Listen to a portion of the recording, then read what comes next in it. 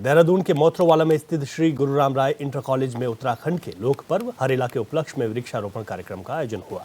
कार्यक्रम में मुख्यमंत्री पुष्कर सिंह धामी, लोकसभा सांसद त्रिवेंद्र सिंह रावत, धर्मपुर से बीजेपी विधायक विनोद चमोली और मेयर सुनील उनियाल गामा ने हिस्सा लिया। वहीं कार्यक्रम को संबोधित करते हुए सीएम धामी ने कहा कि वनीकरण, जल प्रदूषण, जलवायु परिवर्तन जैसी समस्याएं हमारे सामने आती हैं। इसकी को देखते हुए वृक्षारोपण का महत्व और ज्यादा बढ़ जाता है।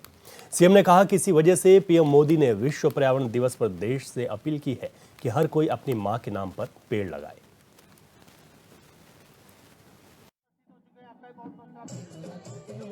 कि हम प्रकृति के प्रति अपनी किस प्रकार की सोच रखते हैं और जो हमारी वैदिक सनातन संस्कृति है, इसमें हमेशा प्रकृति को मां के रूप में पूजने की एक परंपरा रही है कि हमेशा हम किसी न किसी रूप में प्रकृति का पूजन करते हैं और इसी परंपरा के अनुरूप ही हम हरेला पर्व मनाते हैं और इस पर्व पर सभी की सुख समृद्धि की कामना करते हैं और अपनी जो हमारी प्राकृतिक धरोहरें हैं, जिसके बारे में बहुत सुंदर तरीके से अभी आदरणीय त्रिवेंद्र जी ने आप सबके सामने बात रखी कि किस प्रकार से आज धीरे धीरे प्रकृति का संरक्षण जरूरी है, वह हमारी धरोहरों को संरक्षित रखने के लिए ये हरेला पर्व जैसे संकल्प लेने के पर्व हैं, जिस दिन हम इस दिशा में आगे बढ़ने का प्रण करते हैं।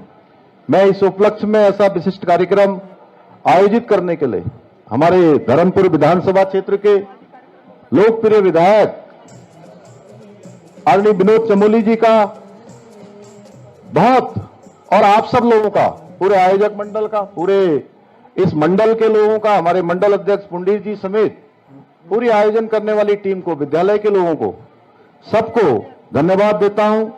साथ ही इस अवसर पर विनोद चमोली जी के बारे में भी कहना चाहूंगा कि उन्होंने अथक मेहनत और परिश्रम से, समर्पण से लगातार धर्मपुर विधानसभा क्षेत्र को आज आगे बढ़ाने का काम किया है।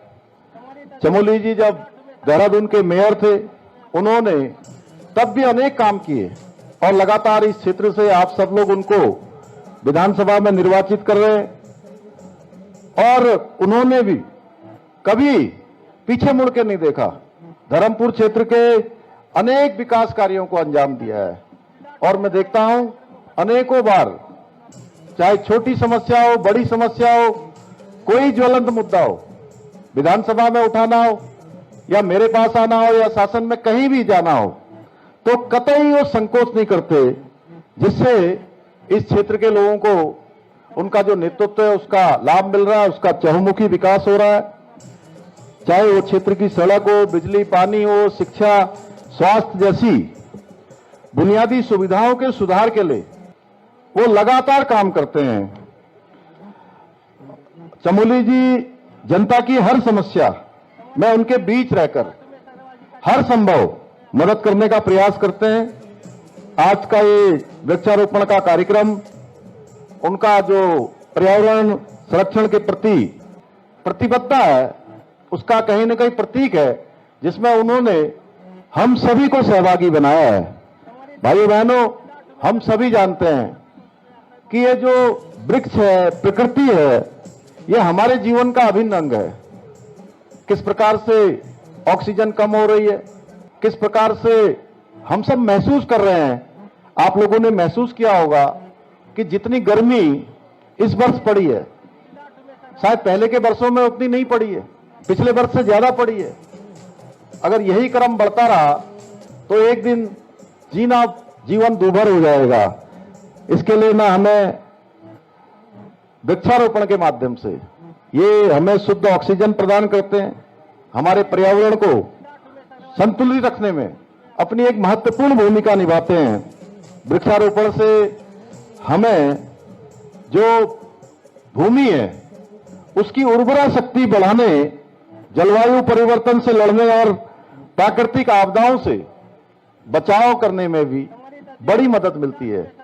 क्योंकि जब प्रकृति में असंतुलन होता है तो प्रकृति संतुलन करने के लिए आगे बढ़ती है और उसके परिणाम हम सब लोगों ने देखे हैं। पिछले अगर हम 1 दशक की बात करें तो पर्यावरण को काफी नुकसान हुआ है। इसलिए पर्यावरण संरक्षण आज के समय में हम सबके लिए जरूरी है। आने वाली हमारी जो भावी पीढ़ी है, हमारे नौनिहाल हैं, उनके जीवन के लिए भी आने वाले समय में यह अति आवश्यक काम है। हम ये नहीं सोच सकते कि आज केदारनाथ में आपदा आई है तो देहरादून में उसका असर नहीं पड़ेगा, या धारचूला क्षेत्र में आपदा आई है तो उसका असर यहां नहीं पड़ने वाला है। कहीं भी आपदा आएगी, निश्चित रूप से पूरा भूमंडल उससे प्रभावित हुए बिना नहीं रह सकता। वनों की कटाई, जल स्रोतों का दूषित होना, जलवायु परिवर्तन जैसी समस्याएं हमारे सामने हैं। ऐसे समय में वृक्षारोपण का महत्व अत्यधिक बढ़ जाता है। यही कारण है कि हमारे आदरणीय प्रधानमंत्री मोदी जी ने देश से आह्वान किया है कि विश्व पर्यावरण के दिवस से कि हर एक व्यक्ति एक पेड़ अपनी मां के नाम से लगाए। मैं आज आप सब लोगों से भी ये वचन जरूर लेना चाहूंगा। अगर आप लोगों ने लगा लिया है तो बहुत अच्छी बात है, नहीं तो एक पेड़ अपनी मां के नाम का लगाना है। लगाएंगे ना सब लोग? केदारनाथ में फंसे यात्रियों को निकालने के लिए तीसरे दिन भी रेस्क्यू जारी है। गौरीकुंड केदारनाथ पैदल मार्ग पर लिंचौली के समीप थारू कैंप में रेस्क्यू के दौरान एक शव मिला है। केदारनाथ पैदल मार्ग पर बादल फटने के बाद से रेस्क्यू जारी है। करीब 150 लोगों से संपर्क नहीं हो पा रहा है। अब तक 6,980 लोगों का रेस्क्यू किया जा चुका है। वहीं आज सीएम धामी ने त्रासदी को लेकर उच्च अधिकारियों के साथ बैठक की है। इस बैठक में रुद्रप्रयाग डीएम और एसएसपी वर्चुअली जुड़े, जहां सीएम ने अधिकारियों से त्रासदी की जानकारी लेते हुए जरूरी दिशा निर्देश भी दिए हैं।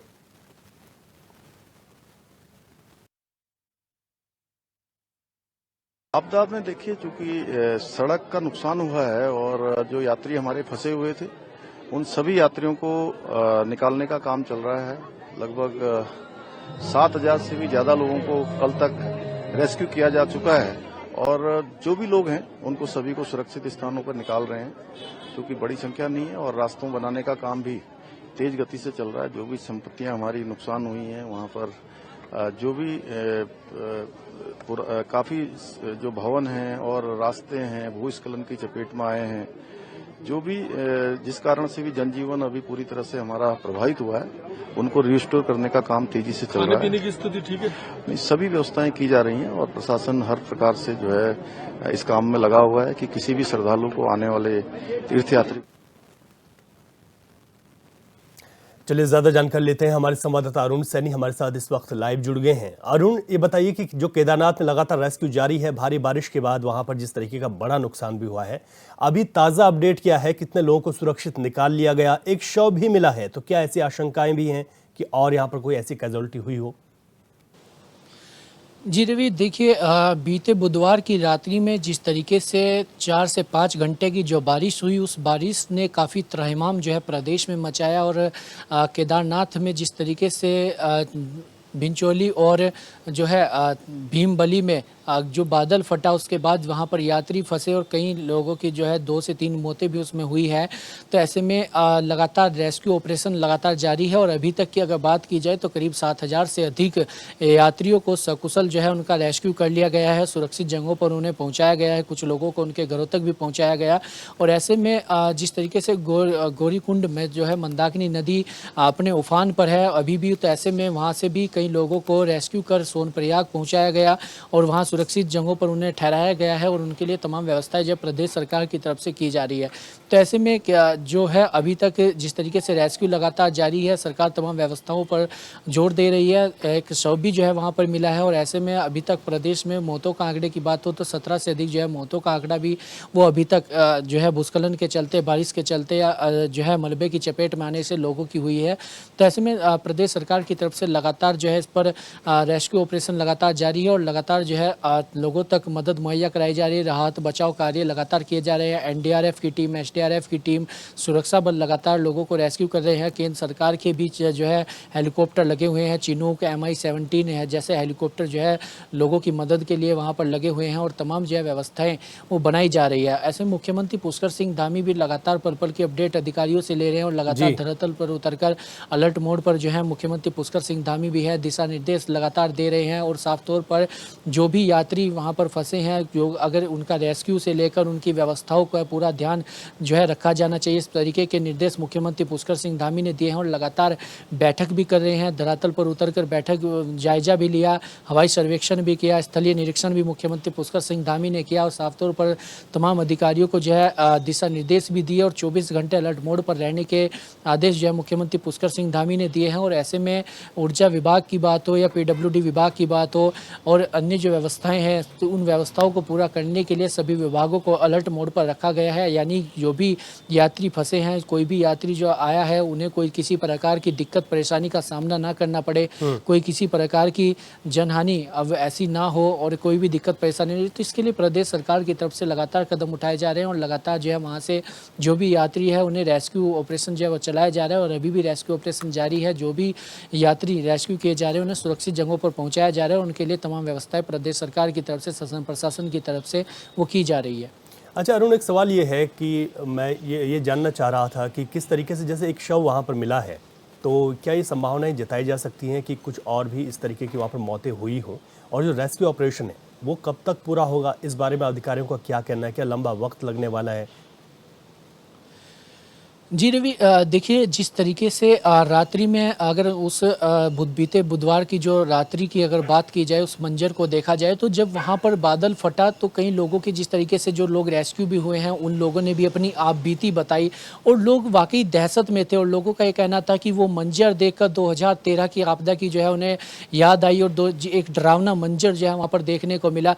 तो ऐसे में जब बादल वहाँ पर फटा तो काफ़ी अफरा तफरी भी मची और अफरा तफरी में कई लोग जो है वो मलबे की चपेट में भी आए, कई लोग जो है बहे भी हैं। तो इस तरीके की, लेकिन आगे आगे इस तरीके की सूचना जो है वो सामने आएगी, कितने लोगों की कैजुअलिटी और अधिक हुई है, कितने जब जैसे जैसे रेस्क्यू ऑपरेशन आगे चलेगा उसी तरीके से जो है आगे ये चीज़ें सामने आएंगी कि कितने लोगों की उसमें मौत हुई है, कितनी कैजुअलिटी हुई है, कितने लोग बहे हैं, घोड़े खच्चर कितने बहे हैं। हालांकि ये तमाम खबरें जो है सामने आ रही हैं। जिस तरीके से जिन यात्रियों को सकुशल रेस्क्यू किया गया है उन्होंने जब अपनी वहाँ पर आप बीती बताई है, जो वो भी सोशल मीडिया के जरिए अपनी वीडियोज़ डाल रहे हैं, अपनी आप बीती जो है बता रहे हैं, वो कह रहे हैं कि कुछ घोड़ा खच्चर भी जो है पानी में बहे हैं, कुछ लोग भी पानी में बहे हैं। तो ऐसे में उनका रेस्क्यू लगातार हो रहा है और ऐसे में जैसे जैसे रेस्क्यू आगे बढ़ेगा, रेस्क्यू होगा और जब पूर्णतया जो है पूरा रेस्क्यू ऑपरेशन हो जाएगा उसके बाद जो है कितने लोग मिले हैं, कितने लोगों की मौत हुई है, क्या स्पष्ट हो सकेगी। अच्छा अरुण, एक सवाल ये भी है कि क्या MI-17 और चिनूक वहाँ पर काम कर रहे हैं? इनकी ओर से किस तरीके का रेस्क्यू किया जा रहा है? क्योंकि अगर हम बीते रोज की बात करें तो वहाँ पर जो चिनूक था वहाँ से नहीं उड़ पाया था, मौसम खराब था। जी रवि, बिल्कुल देखिए जिस तरीके से चिनूक हेलीकॉप्टर लगातार देखिए जिन लोगों को रस्सियों के जरिए रेस्क्यू किया जा रहा है, जिन लोगों को रास्तों के जरिए रेस्क्यू किया जा रहा है, उन्हें रास्तों के जरिए जो है रेस्क्यू किया जा रहा है। NDRF, SDRF और सुरक्षा बलों के जो है वो रेस्क्यू कर रहे हैं। और ऐसे में जिन लोगों को जो है रस्सी के सहारे, क्योंकि कई बुजुर्ग लोग भी हैं, बुजुर्ग रस्सी के सहारे जो है वो नहीं चल पाएंगे क्योंकि रास्ते भी काफ़ी ज़्यादा जो है ख़राब हैं, तो उन लोगों को हेलीकॉप्टर के जरिए भी रेस्क्यू किया जा रहा है। कुछ लोग ऐसे भी हैं जो नहीं चल सकते, तो ऐसे लोगों को जो है हेलीकॉप्टर के जरिए रेस्क्यू उनका किया जा रहा है। और लगातार जो है मौसम जैसे अगर बिगड़ रहा है तो जो है वैसे उन्हें रास्तों के जरिए जो है रेस्क्यू किया जा रहा है और जैसे ही मौसम ठीक हो रहा है तो उसके बाद जो है हेलीकॉप्टर के जरिए लगातार चॉपर के जरिए लोगों को रेस्क्यू करने का काम जो है वहाँ पर किया जा रहा है। ठीक है। अच्छा अरुण, मौसम का भी थोड़ा सा हाल बता दीजिए। मौसम विभाग ने किस तरीके का पूर्वानुमान जारी किया है? जिन जगहों पर ये रेस्क्यू हो रहा है वहाँ के लिए मौसम आने वाले वक्त में कैसा है? मौजूदा स्थिति क्या है? क्या मौसम साथ दे रहा है रेस्क्यू में? जी रवि, देखिए फिलहाल तक की अगर बात की जाए तो मौसम जरूर जो है साथ दे रहा है। और ऐसे में अभी मौसम विभाग की बात की जाए तो आज मौसम विभाग ने प्रदेश के कई जिलों में जो है येलो अलर्ट बारिश का जारी किया है। और ऐसे में जिस तरीके से अगर सुबह के मौसम की ही बात की जाए तो काफ़ी बादल भी जो है वो छाए हुए हैं। हालांकि बारिश अभी जो है कई जिलों में देखने को नहीं मिली, लेकिन कई जिलों में कुछ मध्यम बारिश भी जो है वो देखने को मिली है। लेकिन ऐसे में आज बारिश का जो है येलो अलर्ट भी जारी किया गया है और ऐसे में अगर बारिश होती है तो उस प्रकार जो है किस तरीके तरीके की व्यवस्थाएं रहती है, क्योंकि बीते कल भी जिस तरीके से देखा मौसम खराब होने के चलते रेस्क्यू ऑपरेशन कई घंटों तक रुका रहा। तो ऐसे में आज पुनः जो है रेस्क्यू ऑपरेशन फिर शुरू किया गया है। तो ऐसे में आने वाले मौसम भी कितना साथ देता है और ऐसे में अभी किस तरीके से रेस्क्यू ऑपरेशन चलता है, मौसम के ऊपर पूरा निर्भर करता है। मौसम कितना साथ देता है, बारिश होती है, मौसम खराब होता है, तो फिर उस बीच जो है रेस्क्यू ऑपरेशन को रोकना पड़ेगा, क्योंकि अगर मौसम खराब होता है तो रेस्क्यू ऑपरेशन करना जो है वो नहीं हो सकेगा, क्योंकि रास्ते खराब है और मलबा भी जो है ऊपर से आने का डर भी रहता है, बोल्डर गिरने का डर भी रहता है। तो ऐसे में उसी हिसाब से जो है आगे ये चीज़ें देखी जाएगी। ठीक है अरुण, आपने कहा कि कल मौसम ने साथ नहीं दिया, लेकिन आज फिर से रेस्क्यू शुरू हुआ है। बहुत शुक्रिया, आपने विस्तार से जानकारी दी। आगे बढ़ते हैं।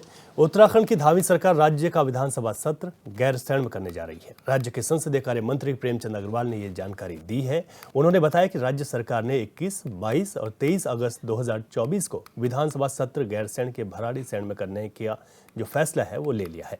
उन्होंने ये भी कहा कि सरकार ने सत्र को लेकर सभी तैयारियां पूरी कर ली हैं। तो उधर विपक्ष ने भी सत्र में सरकार को घेरने की रणनीति बना ली है। नेता प्रतिपक्ष यशपाल आर्य का कहना है कि कई मुद्दे ऐसे हैं जिसमें सरकार को घेरने का काम हम लोग करेंगे। यहां तक कि उन्होंने ये भी कहा कि 500 से भी ज्यादा प्रश्न हम सत्र में लेकर आएंगे। और सबसे बड़ा मुद्दा इस समय देखा जाए तो उत्तराखंड के अंदर प्राकृतिक आपदाएं और कृत्रिम आपदाएं हैं, जिसको लेकर भी हम सरकार से सवाल पूछेंगे। यशपाल आर्य ने सत्र की अवधि को बढ़ाने की भी मांग की है।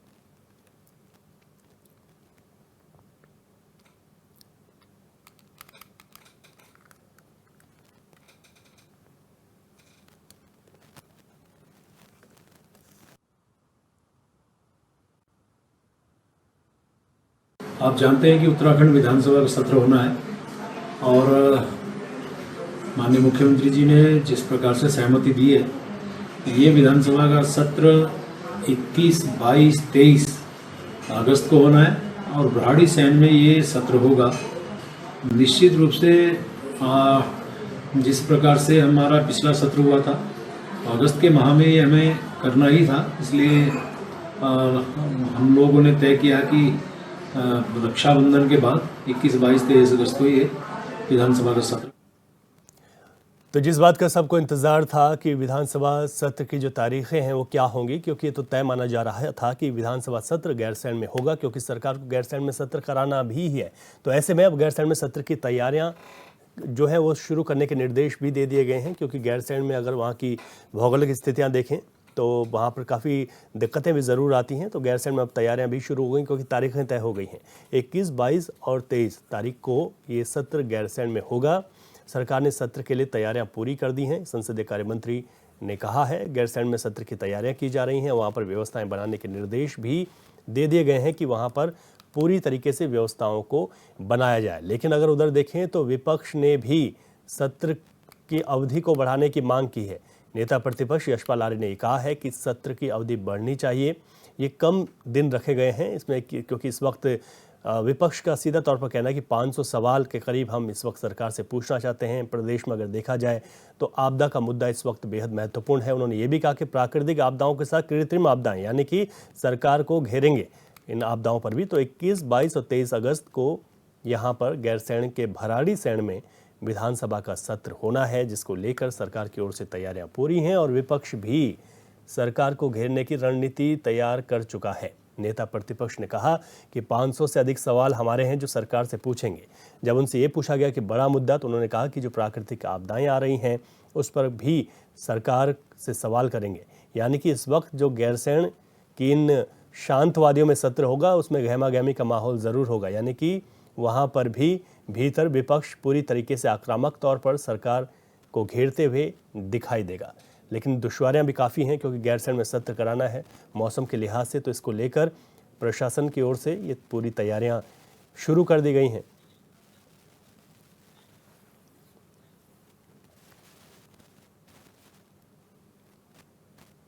चलिए सत्ता पक्ष से गैरसैंण में होने वाले सत्र को लेकर बातचीत कर लेते हैं। हमारे साथ बीजेपी के प्रवक्ता जुड़ गए हैं, सचिन गुप्ता जी। सचिन जी, आपका बहुत स्वागत है चैनल पर। जी सचिन जी, गैरसैंण में सत्र को लेकर जो तारीखें हैं उनका ऐलान हो गया है, लेकिन विपक्ष का सवाल है कि ये मात्र 3 दिन का सत्र वहां पर रखा गया है, इसकी अवधि बढ़नी चाहिए। जी जी देखिए, सत्र की आवश्यकता अगर पड़ेगी सत्र में समय बढ़ाने की तो निश्चित रूप से जो है सत्र घटाया बढ़ाया जा सकता है, तो जो है सदन के अंदर का विषय रहता है। लेकिन अभी फिलहाल जो है सत्र 3 दिन का रखा गया है और अगर आवश्यकता बढ़ेगी तो निश्चित रूप से जो है सरकार बढ़ा सकती है।